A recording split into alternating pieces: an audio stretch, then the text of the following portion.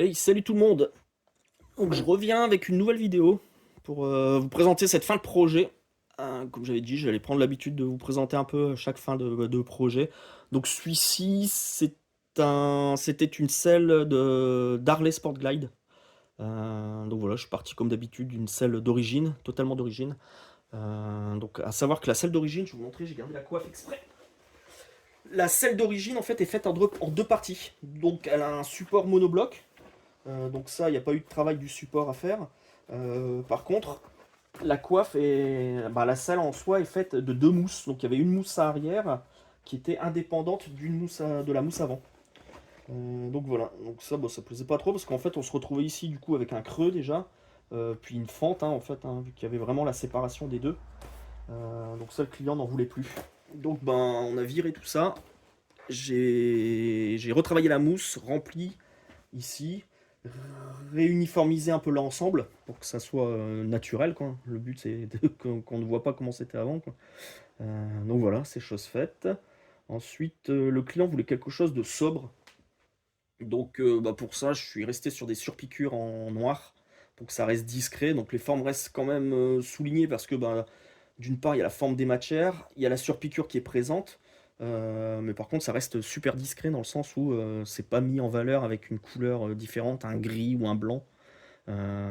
Choix identique pour les matelassures du plateau. Donc bon, on est resté sur du noir également. La seule fantaisie qu'on s'est accordée, parce que je sais que c'est quelque chose qui marche bien, ça reste sobre, mais ça donne un peu quand même de cachet à la selle, c'est de jouer sur les matières. Donc une matière antidérapante qui est plutôt mate, rugueuse mate comme celle-ci, et avec un contour de sel pour bien dessiner les reliefs, avec un contour de sel donc en simili qui est plutôt lui lisse et plus brillant. Donc voilà, ça je sais que c'est quelque chose qui marche bien et qui rend bien, surtout sur les selles Harley. Donc j'hésite pas à m'en servir. Après voilà, histoire que les clients n'aient jamais la même selle. Bah déjà comme il y a un travail de mousse, on peut difficilement faire exactement la même selle à chaque fois. Mais j'essaye également dans les formes, j'essaye de lui donner des différentes formes, quoi. Donc je joue là-dessus. Au moins mes clients n'auront jamais deux fois la même selle. Ensuite sur cette selle, j'ai fait également le petit dosseret de 6 bar, à l'identique, hein, que ce soit cohérent. Donc voilà, démonté, mais envoyé. Puis bon, on en a profité pour faire l'ensemble. Au moins sur la moto, ce sera beaucoup plus joli d'avoir un ensemble tout identique plutôt que d'avoir un truc qui fait un peu pièce rapportée. Donc voilà, je dis ouais, me l'a envoyé parce que celle-ci, elle vient de Belgique. Du coup, elle repart en Belgique. Là, je faisais la vidéo et puis je la réexpédie. Hâte d'avoir le retour du client. Donc il a vu la photo, ça lui plaît, mais après c'est vrai que l'esthétique c'est une chose. Comme il y a eu du confort également de fait, hâte qu'il l'essaye, qu'il puisse me donner son retour sur la différence qu'il voit avec la selle d'origine. Donc la forme en soi n'a pas été modifiée, c'est juste la mousse qui a été modifiée. Remplacer la mousse d'origine par une mousse Bultex. Et puis voilà, comme c'est une moto qui va être destinée à faire beaucoup de kilomètres, il fallait quelque chose de confortable. Donc j'espère que ce sera chose faite.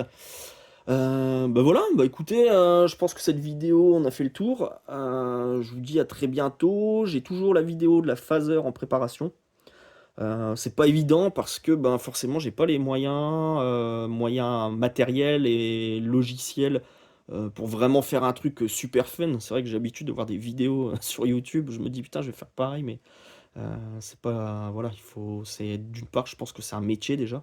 Je tire mon chapeau à ceux qui arrivent à faire vraiment des trucs cool alors que c'est pas leur métier. Franchement, il y a un énorme job derrière. Donc, moi, j'essaye de faire là juste avec mon téléphone, ma voix. J'essaye de trouver des moyens de rendre ça quand même ludique à regarder, intéressant à regarder.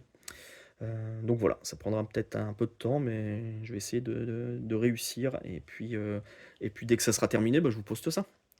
Écoutez, je vous dis au prochain projet et puis merci à tous.